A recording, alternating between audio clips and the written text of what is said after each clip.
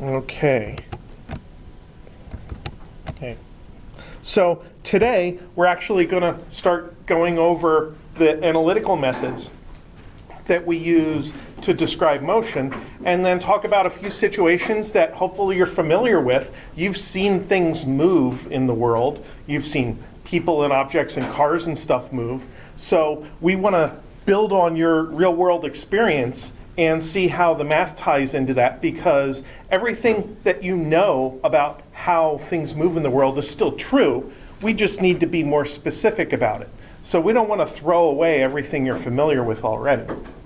To start out with, we are going to be using math. So we need a good way of encoding our information about the world into math. And to start out with, there are a bunch of things that we measure in meters. And these are positions, lengths, and lengths are also called distances, and displacements. And these are all subtly different things, 3 different kinds of things that we might possibly measure in meters. So let's start out with position. We usually use a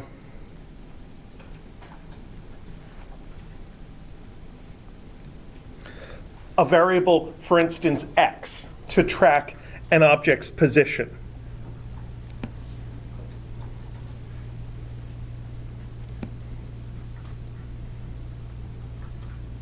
So if an object is at the place we call x is equal to 0, then the value of x happens to be equal to 0 at that moment.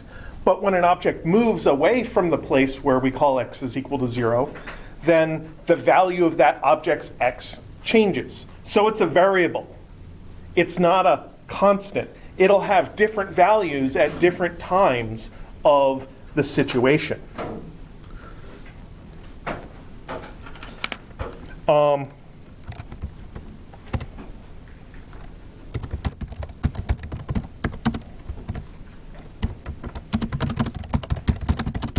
Technically, it's not even just a variable, it's a function in terms of mathematics. Though for a lot of you, that doesn't really make much of a difference. Oops. What do I want to do? I want to do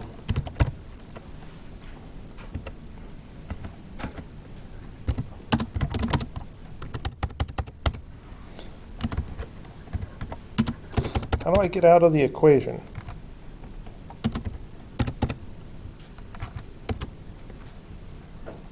Escape. Huh.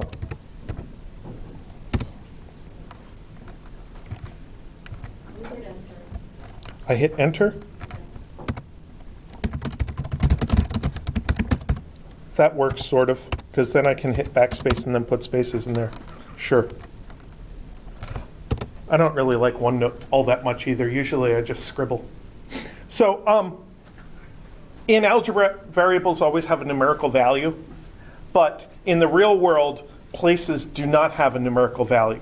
So we have to lay down a coordinate system, and there's some place in our coordinate system called the origin, and that is where x happens to equal 0. So when something is located at that special place, then x is equal to 0 for the object, and when it's elsewhere, x has a different value.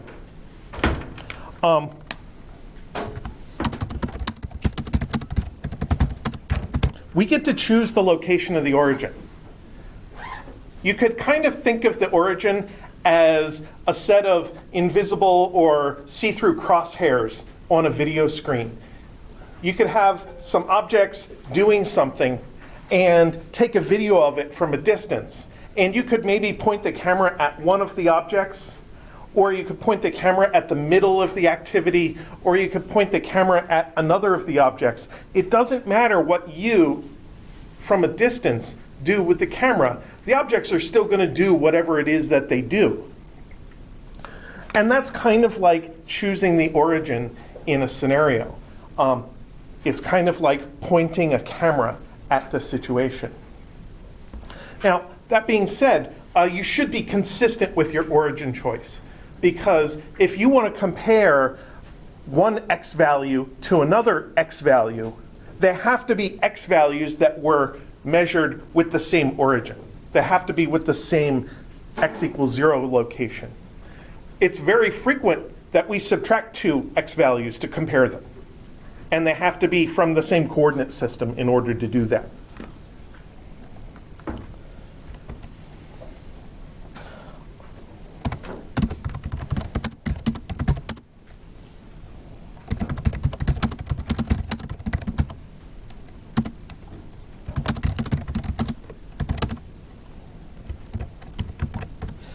Usually, as a numerical value of x, we use distance from the origin. So if we're measuring things in meters, which is normal for us in physics, then x is equal to 1 is 1 meter from the origin.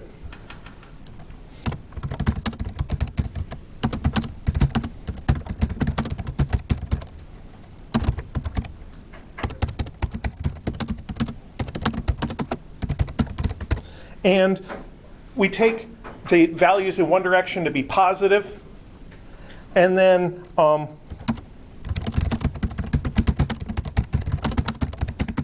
the opposite direction is negative. So at first, in chapters 1 and 2, we're going to be dealing with motion along a line called one-dimensional motion, where objects can only go frontwards and backwards, or maybe to the right and to the left, or maybe up and down. And we don't have to worry about mixing directions with each other. So then we only have to worry about x values that are positive in the one direction and negative in the other direction. And again, that's something that we can choose. The standard positive directions are those.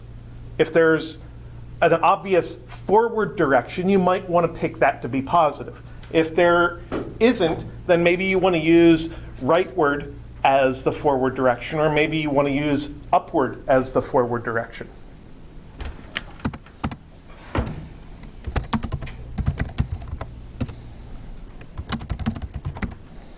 Now, lengths are pretty easy.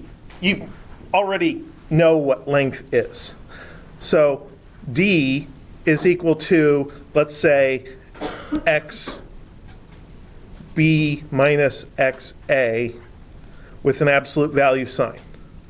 Suddenly I took something that you knew exactly what it was and I turned it into an obscure equation. But to calculate a distance in one dimension, all you do is subtract two x values.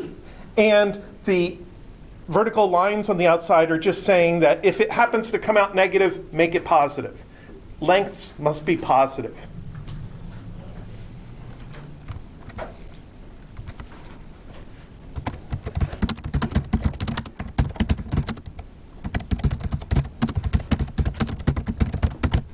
So you could call it a positive difference, where you always subtract the small one from the big one if you don't want to have to ignore minus signs or something like that.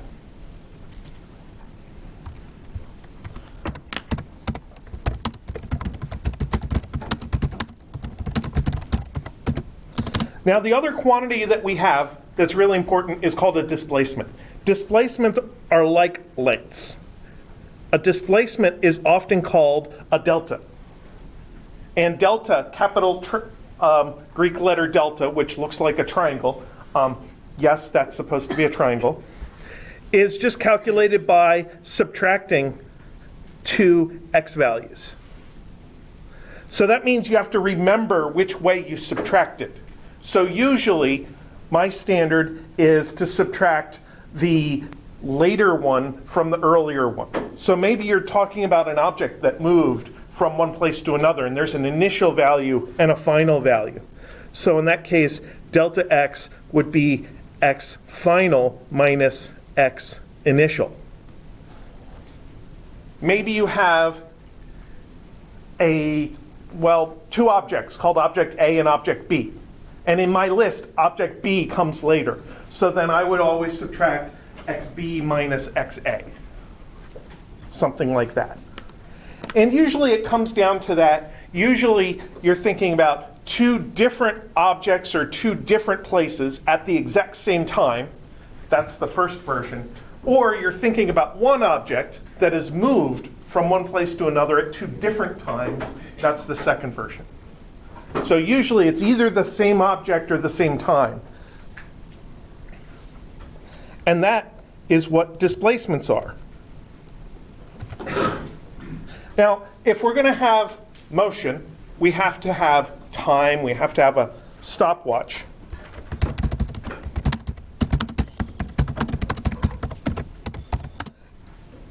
And that leads to wanting to write time down as sometimes a number. And there are actually two types of times that we record.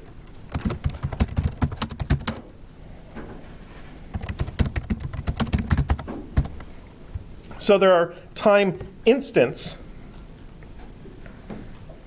For instance, t equals 0, t equals t final, or something like that. So the variable t tracks the time and can have different values at different times. So maybe t final is, I don't know, 5.0 seconds or something like that. And note that just like x, there's an origin for time. We get to choose when t equals 0 happens. So for our typical calendar, t equals 0 is at the beginning of year 1, way back a long time ago, probably before they started counting this calendar. Computers actually keep track of time using January 1st, 1970 as t equals 0. So almost every computer and web browser keeps track of time using that system. And in physics analysis, we usually choose t equals 0 to be some moment when our experiment starts. So we release the lions or we start the car moving, and we call that moment t equals 0.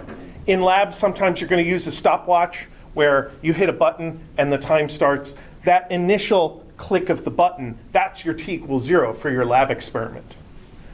And then the value on the stopwatch keeps changing because as time goes on, the value of t increases.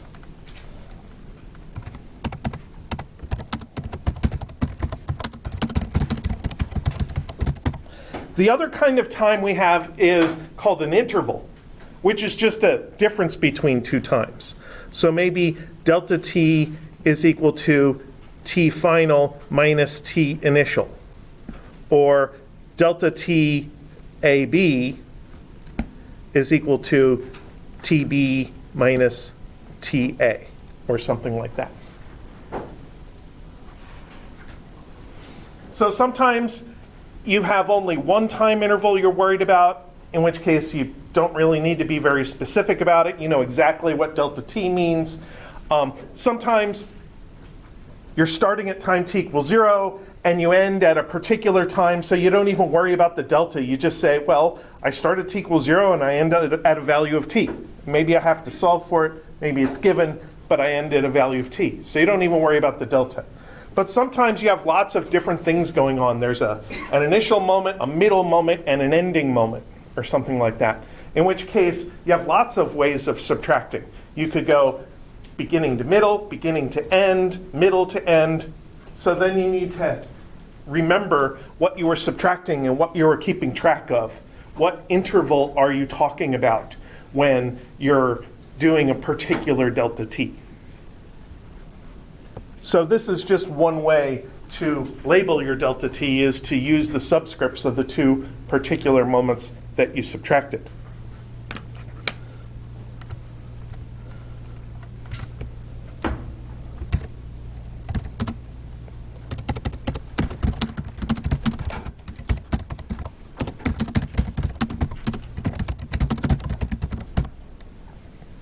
So now we have the variables that we're going to keep track of, x's and t's.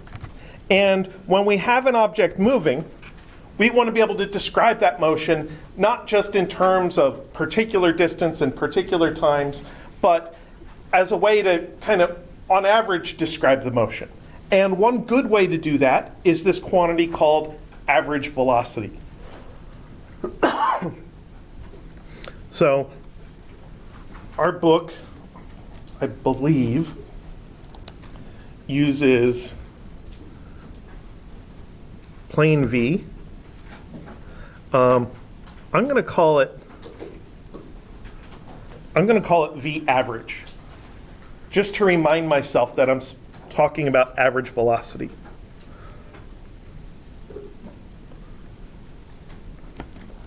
And it is delta x over delta t. So that is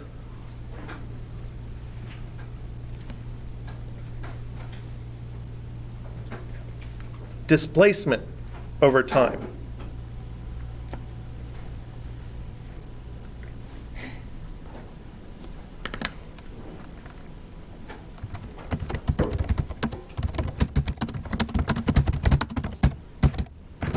And then there's a very closely related quantity that we can use called average speed. And our book doesn't really have a variable for average speed, so I'm just going to put some words in parentheses to represent the variable average speed. And that is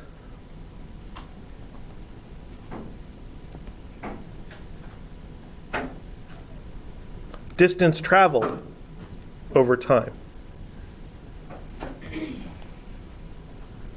So one of the things we're going to have to work with is the distinction between average speed and average velocity. Because I can drive in my car at, say, 35 miles an hour, drive all over the place, and end up exactly back where I started if I go forward for a while and then turn around and come back. And if I simply do a delta x for my trip that goes away and comes back, I start with an x value and I end with the exact same x value, and if I subtract them, I get 0. So that'd be an average velocity of 0. And that, to me, doesn't seem like a very good way to characterize my trip. It seems like a confusing way of characterizing my trip, to say that I drove all over the place and my average velocity turns out to be 0. So sometimes it makes sense to use average speed as a quantity to characterize a journey. Other times, the quantity average velocity really does make a lot of sense. It often makes easier math. So we like average velocity a lot as a quantity. Now, where...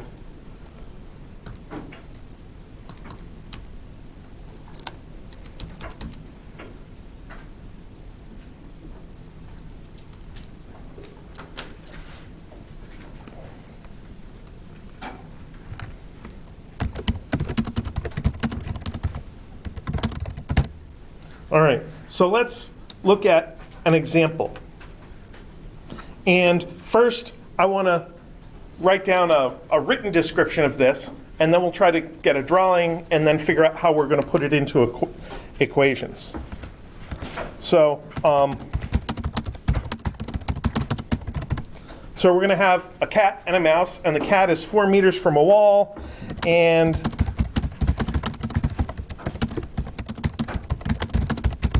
in between them, 1.5 meters from the cat, is a mouse. And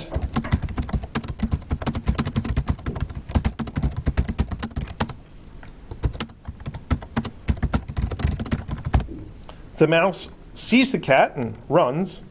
And we'll say the mouse runs at a constant velocity.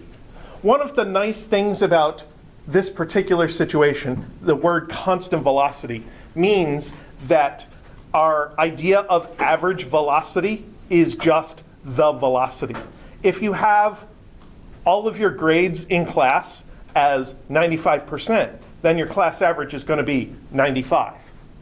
So when you have a variable like this velocity that is constant, then that constant is the average. That counts as the average, and it is the velocity.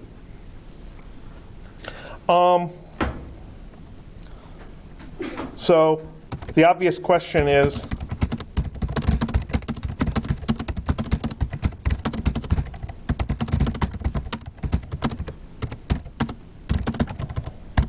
how fast does the cat have to run to catch the mouse? before the mouse gets to the wall. Because once the mouse gets to the wall, it's going to go into a hole in the wall and be gone. So then every good physics analysis should include at least one drawing, maybe more than one drawing. So I'm going to attempt to draw something, and we'll see how it comes out.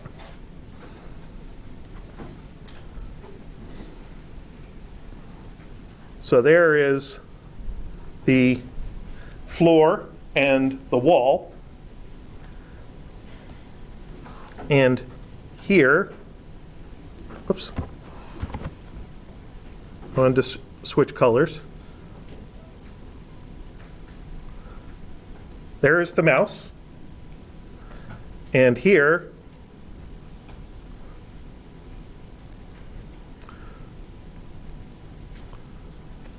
is a terrible drawing of a cat. Now we need to lay down a coordinate system in order to be able to turn this stuff into math. So to have a coordinate system, we need to choose an origin and a direction to be the positive direction. Usually, we like to make rightward the positive direction, which means that a lot of people like to make the leftmost point the origin. So I'm going to put a nice tick mark here and call that 0. That means that this is 4.0. Halfway in between is 2.0. There is our 1.0, and there is 3.0.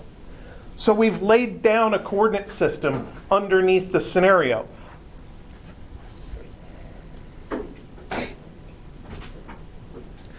And another thing we might want to have is a graph. So our graph would include times and x's.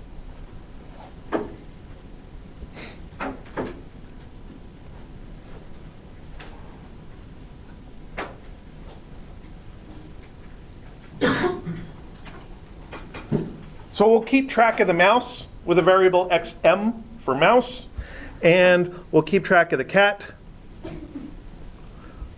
with an xc for cat. And we're going to have an initial and a final of each variable.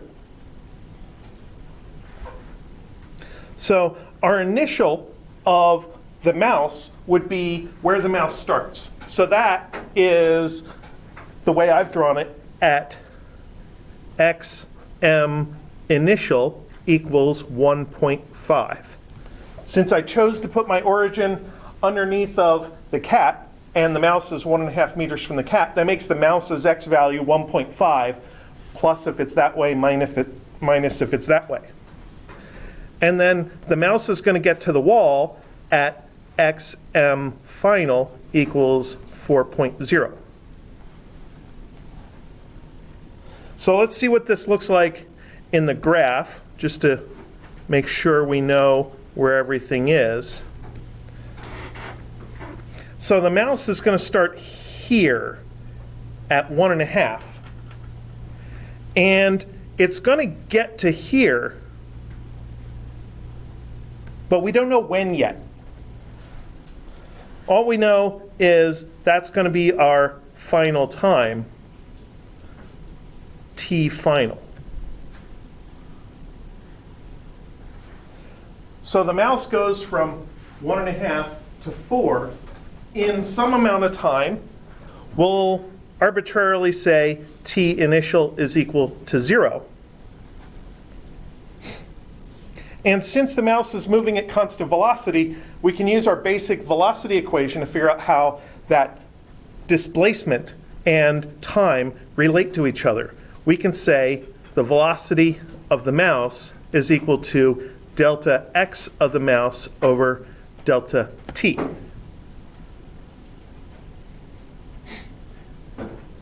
Now right now, that equation is in kind of a ratio, a fraction format.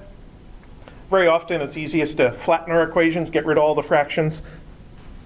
So we'll multiply both sides by delta t and get v mouse delta t is equal to delta x mouse. And that equation is really useful. And it's actually on the equation sheet in a form that looks a lot like that. Let me pull up the equation sheet and show you what I mean when I say it looks like that.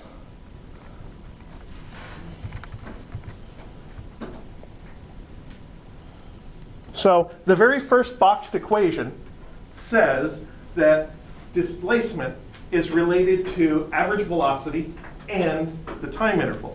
And if you multiply velocity times time and you have your average velocity, then that velocity times time is the displacement. And that is exactly where we're at now. So we could use that actually as a starting point without using the original definition of velocity. So now we can kind of fill in some details here. We know that the mouse goes at 10 meters per second. We don't know delta t yet, but we do know delta x because we know all we have to do is subtract the x values. So we can go 4.0 meters minus 1.5 meters. That's our delta x, 4.0. So now we can solve for delta t. Nice and straightforward. Delta t is equal to 2.5 over 10 is equal to 0.25 seconds.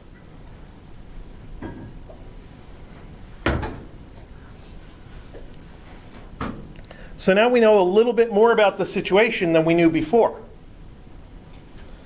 Now we can start thinking about the cat. The cat is going to start at x cat initial is equal to 0 because we put the origin directly under the cat's initial.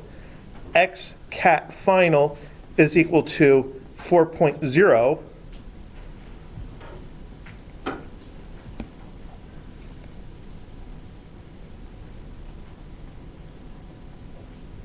And we choose that to catch the mouse just in time. We could choose to make the cat catch the mouse sooner than that at a smaller x value, but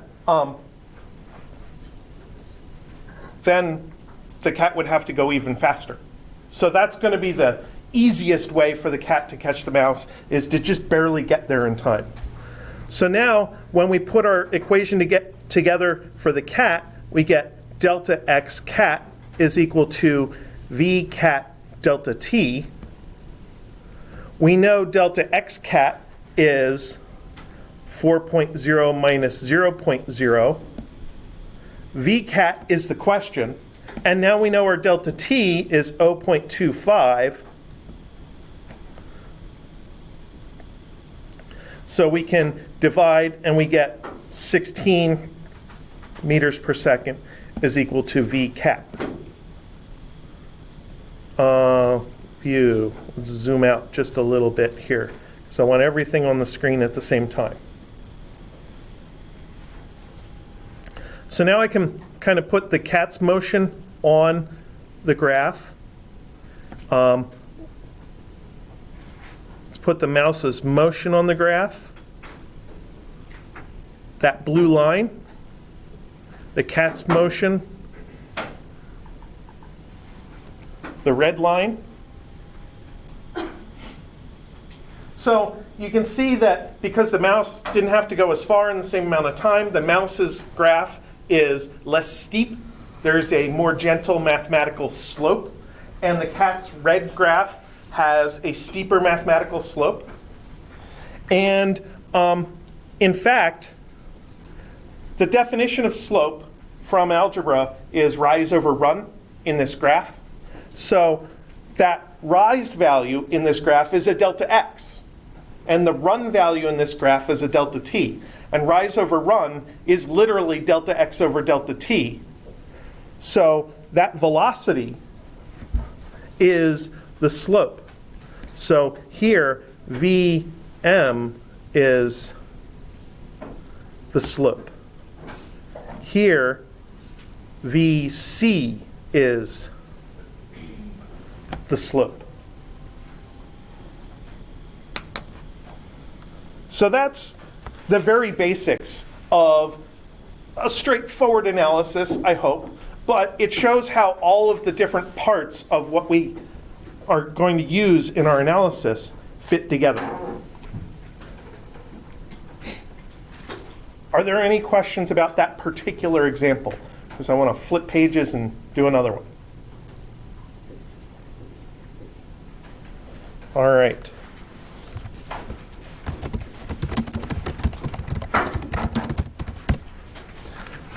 So, can you see that in the back? Is that still okay? So I can be zoomed out to that level. Great. That doesn't mean I'll write any smaller, but I feel like I can fit more on the screen if I use a smaller font.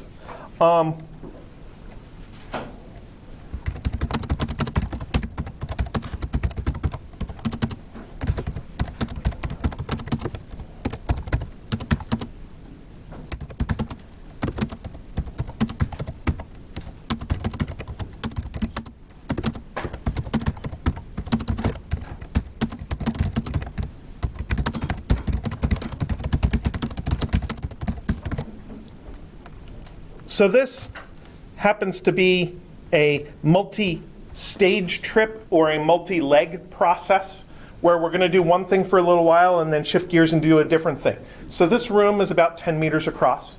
And I could theoretically do this, but I don't want to. Could run across the room at one speed and then walk back a little slower.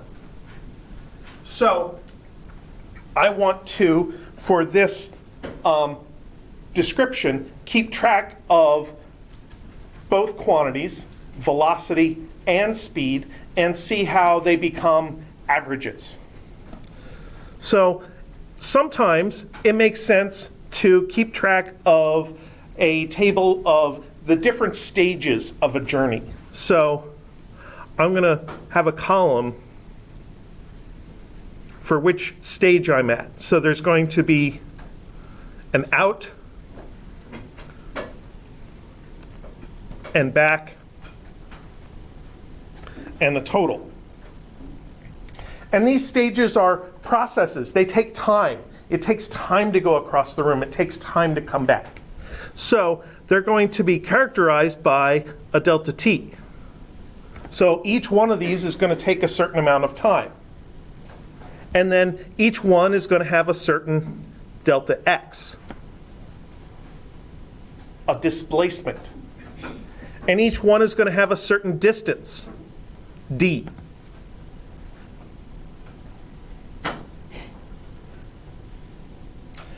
Each one is going to have a certain velocity and a certain speed. And they're going to be slightly different things. So now that I've got my table laid out with columns and rows, I can start filling in values that I'm given. For example, I know that my distance is going to be 10.0, 10.0 for both legs of the journey. And one of the nice things about distance traveled is that they add. So if I go 10 meters and then another 10 meters, then I'm going to go 20 meters total. Nice and easy. Let's think about displacements. If I start at x equals 0 and I go to x equals 10, that's going to be a displacement of 10.0. Let's think about this bottom total delta x column. Overall, I started x equals 0. Overall, I ended x equals 0. My overall delta x has to be 0.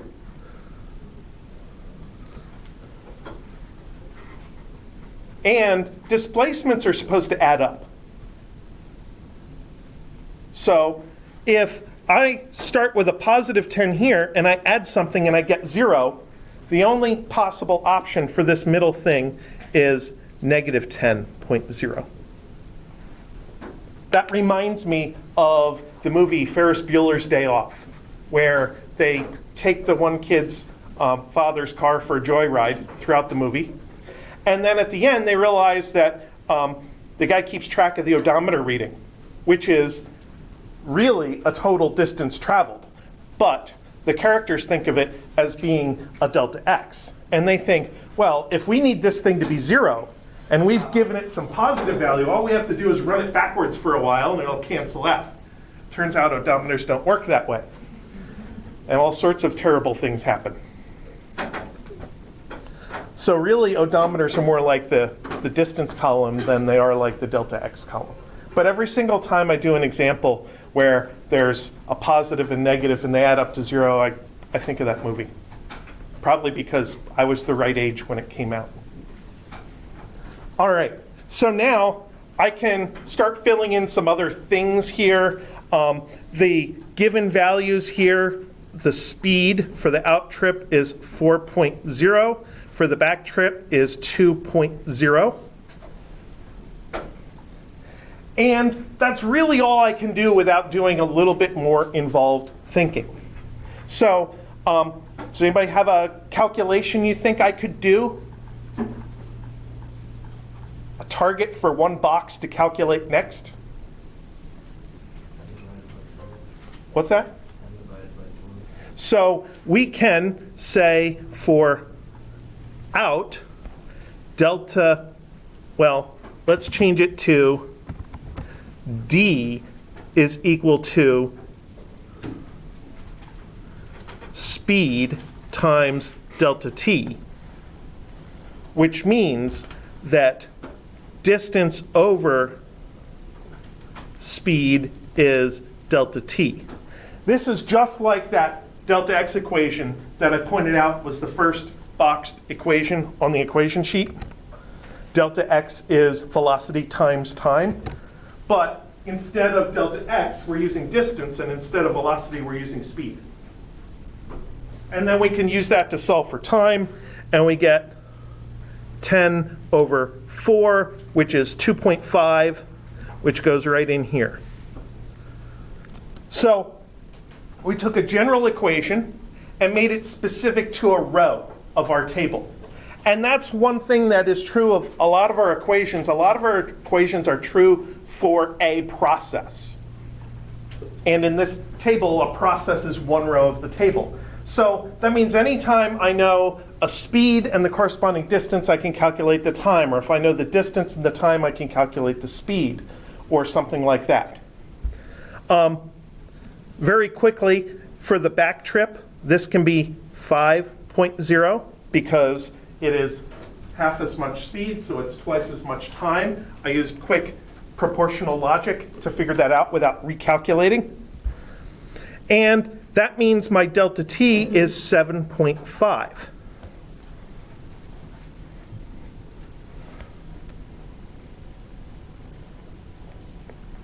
So now I know the total distance and the total time for the overall row.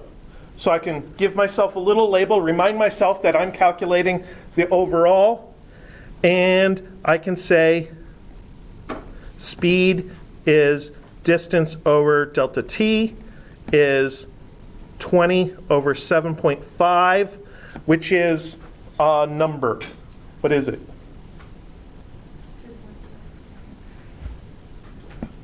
2.666. Okay, 2.67. 2.67. And that's correct. So we find that the average speed of this trip is not the average of the one speed and the other speed.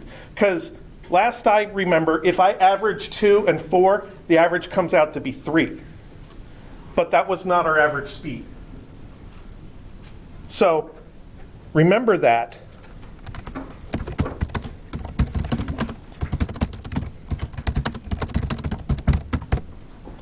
Generally, the average speed is not the average of the speeds.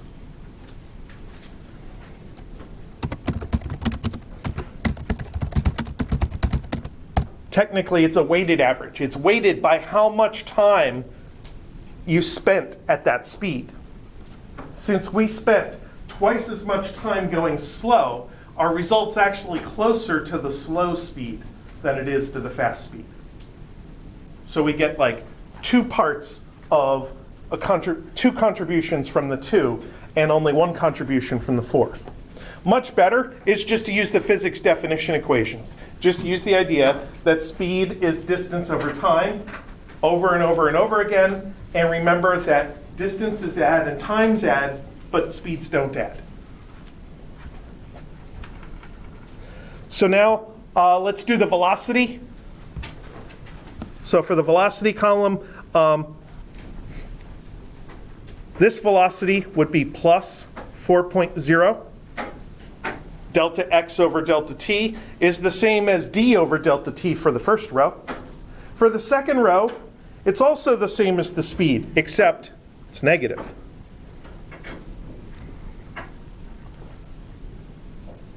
So this velocity, we could have just written -2 because we knew the speed was 2 and we knew the direction was the other way. And the way we make the direction opposite for a displacement, for a position on the other side of the origin, or for a velocity is just to make it negative. And then the last thing to calculate is that average velocity for the overall trip. So that would be V average is equal to delta x over delta t. And our delta x overall is 0. Our delta t overall is 7.5. So our V average is 0. So our average velocity is 0, even though we were moving the entire time. And that's just because an average is formed out of some positive things and some negative things that cancel each other out. So that's how the result can be 0.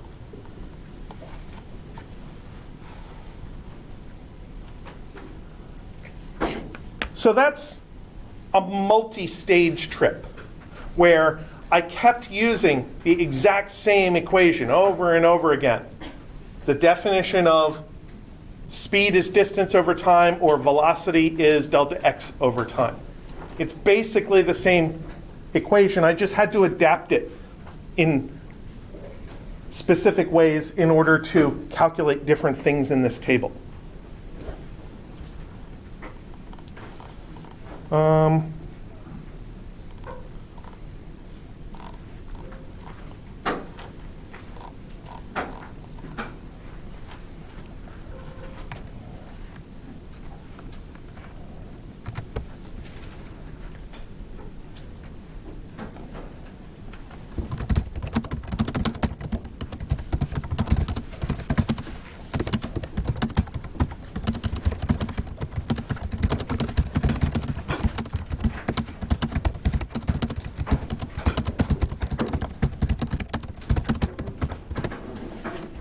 So one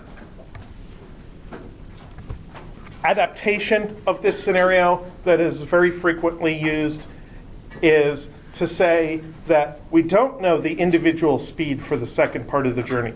We want to predict what speed we would need to accomplish a goal. The equations we use in physics have an equal sign, and the equal sign does not have arrows that point one way or the other. So the two sides of an equation are on equal footing. You can calculate things in the future, or you can use a desired future result to calculate what you need to accomplish that. So what we need is to have overall distance is equal to speed times delta t.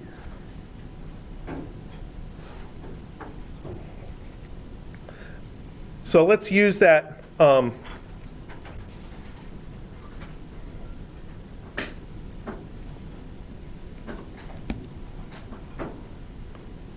that leg distance of 10 meters that we had before. So then we're talking about 20 meters total is 4.0 meters per second times delta t. So 20 over 4 is 5.0 seconds is delta t. So I just used the definition of average speed in order to calculate how much time I have to complete this entire process. Now, according to the description, I've done something during the first part of the process. So let's see how much time I used up at the beginning so we know how much time I have left.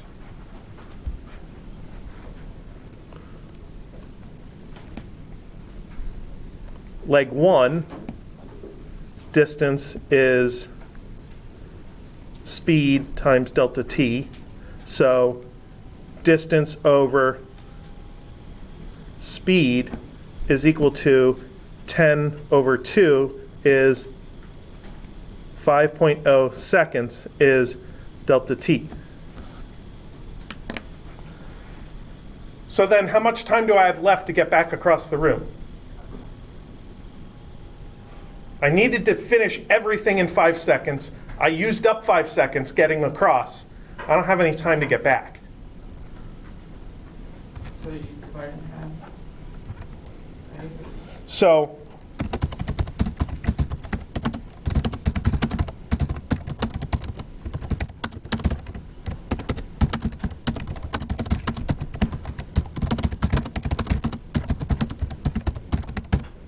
this first delta t was the available time for the entire journey, 5 seconds. This delta t was how much time we used up in the first part. We used up all our time. We don't have any time to get back. We got across the room and we're supposed to be over there already. So you could say that you would have to go infinitely fast to get back across the room and accomplish the parameters that were given. So this is like the most extreme example we could have where the average of leg 1 and leg 2 is not a literal mathematical average. Because if it was a literal mathematical average, we would just say, oh, you just have to go 6. So 6 and 2 average to 4. But it doesn't work. And the reason it doesn't work is because average velocity and average speed are not regular mathematical averages, they're weighted averages. And that means that we should just use the definition of how speed is related to distance, the definition of how velocity is related to displacement in order to figure things out.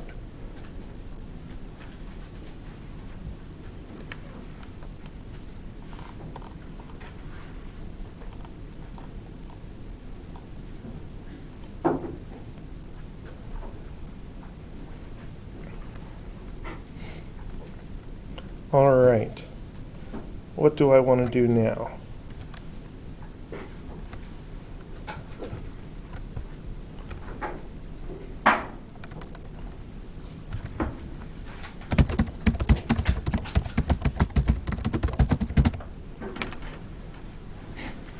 All right, I have one last topic I wanted to kind of talk about today.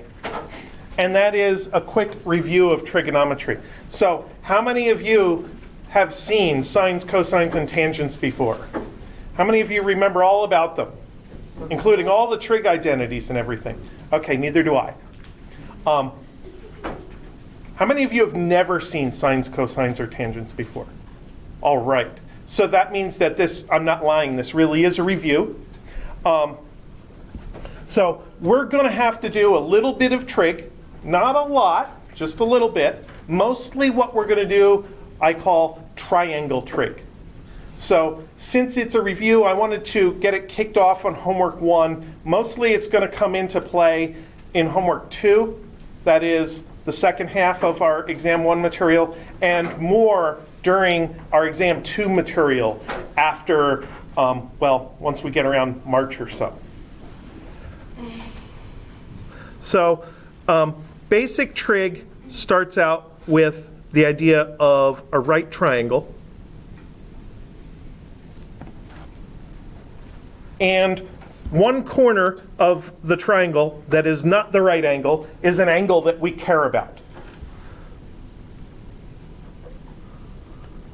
And typically we call that angle theta, though we could really use any variable we want, Often the Greek letter phi is used, which looks like a theta but sideways, so the line is up and down instead. We could use alpha, which looks like a fish or a proportional sign, or beta, which looks like a curly B.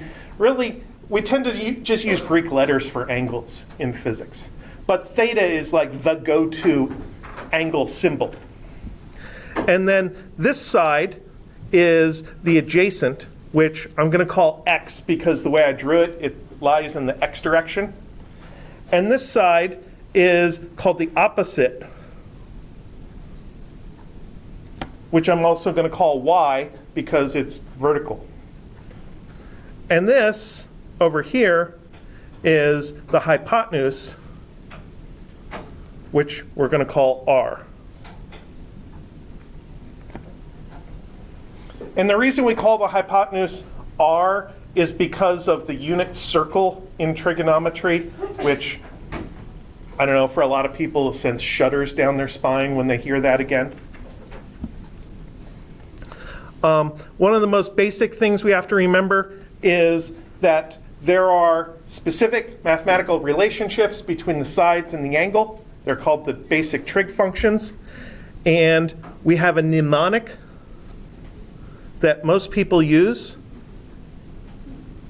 that is on the equation sheet, which answers the question, what do you do if you have a blister on your toe? You soak a toa. Yes. So sine of theta is opposite over hypotenuse. The cosine of theta is adjacent over hypotenuse.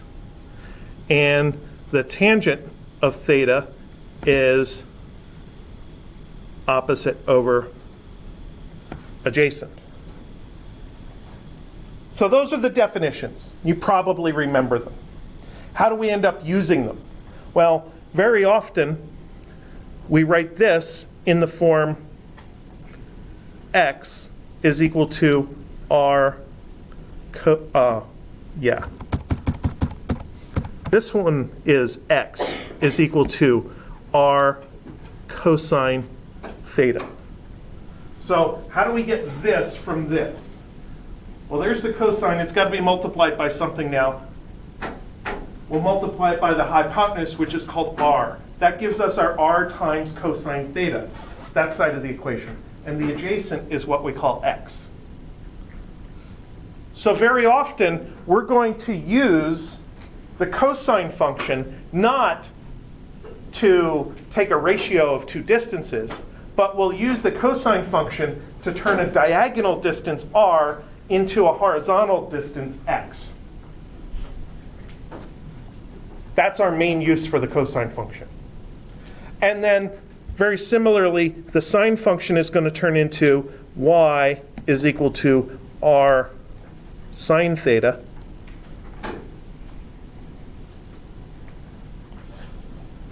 Because you take this, multiply both sides by the hypotenuse, you get r sine theta. That leaves you with opposite, which is y.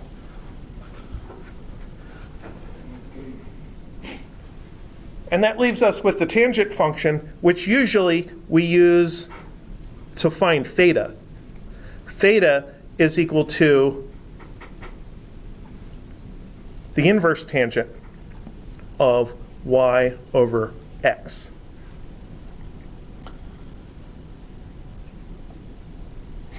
So if you have like x times 2 equals 5,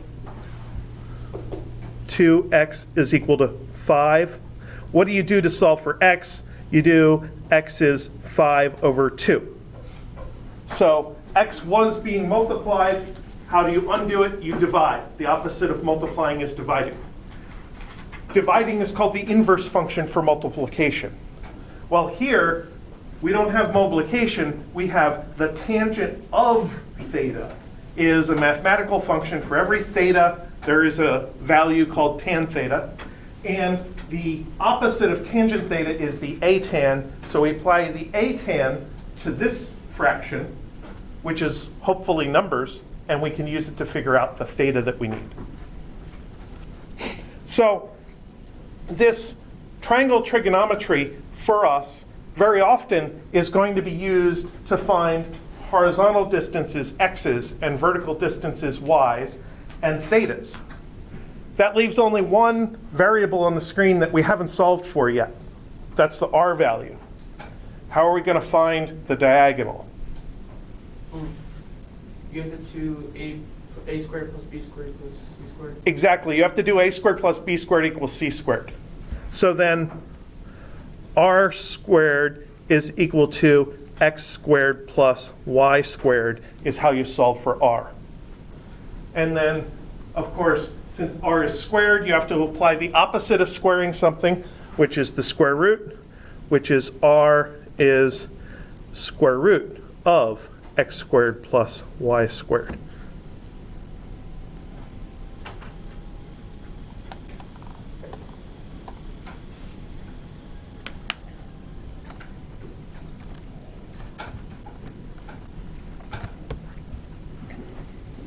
So,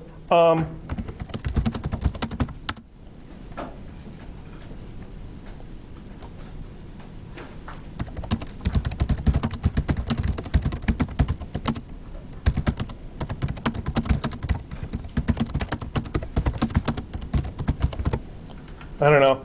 There's an example of a trigonometry-related question where we know one distance and we need to find another distance. It doesn't quite fit into the four equations that I said we'll normally use, but it is an example of when we need to deal with trig. So there's the ground. There's the 2-meter person. If I don't need to draw a complicated person, I'm not drawing a complicated person.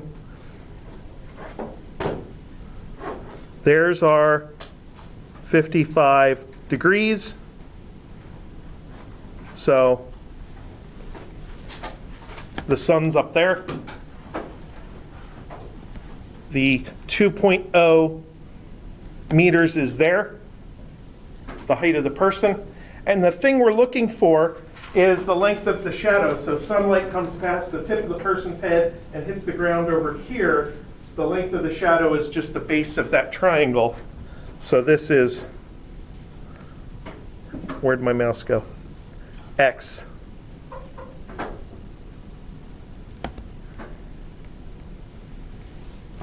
Is the shadow length. So then I know an angle, I know the opposite side, I want to know the adjacent side, the trig function that links opposite with adjacent is tangent. So we'll set it up. Tan theta is opposite over adjacent. Tangent 55 degrees is equal to 2.0 over x.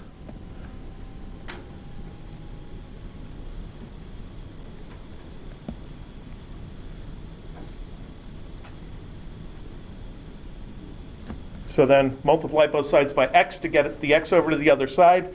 Usually I just say you move the x over to the other side via multiplying. And then solve x is 2.0 over tan 55 degrees. And I think you'll have to be in agreement, right? You absolutely need to make sure that if you are trying to do a calculation in degrees, that your calculator is actually in degree mode. The easiest way to check is to try to take the sine or cosine of 90. Because the sine and cosine of 90 degrees are nice normal numbers. You don't even have to remember which is which. The sine or cosine of 90 radians is a weird number with a lot of decimal places. So that's my check. I check to make sure that sine of 90, sine of 90 comes out to be a nice even round number. It came out to 1, perfect. And then I can do my calculation. 2 over tangent 55 is 1.400.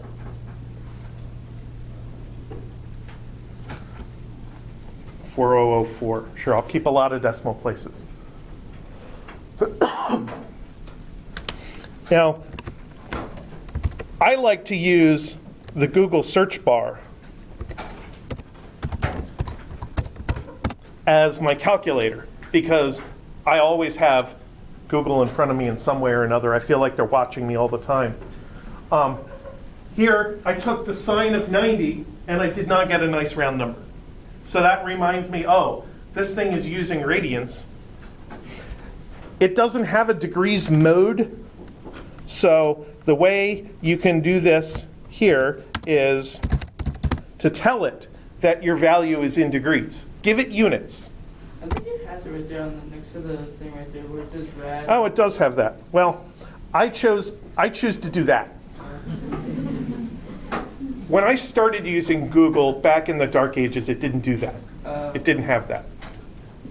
So now I know how to do 2.0 over tangent of 55 degrees to get my 1.4004, which was the answer I was looking for.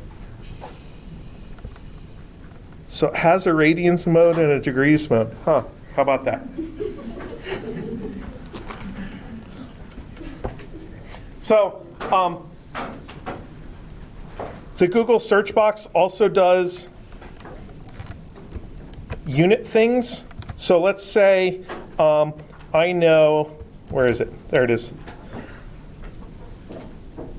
I know that it takes 2.5 hours to get to San Antonio, but I don't know exactly how far San Antonio is. So I can do 2.5 hours times, how fast are you going if it takes 2.5 hours to get to San Antonio? 75? 90. No, I think it's more like 75. So you multiply those and you get 300 kilometers. It converts to SI units by default. If you want the answer in miles, you just add in miles to the end.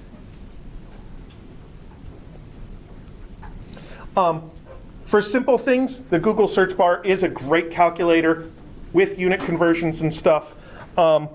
Another site that you might want to use is called Wolfram Alpha. It is a much more sophisticated calculator where you can enter things in. You can say like x plus y is equal to 5. And then as a second equation, let's say I know that x minus y is equal to 1. So I know two things about x and y. I know their total and their difference. I put the equations in with a semicolon in between them. Just like in English, you can put a semicolon in between sentences. And then scroll down a bit and you find out that x is 3 and y is 2. So it'll solve simultaneous equations for you.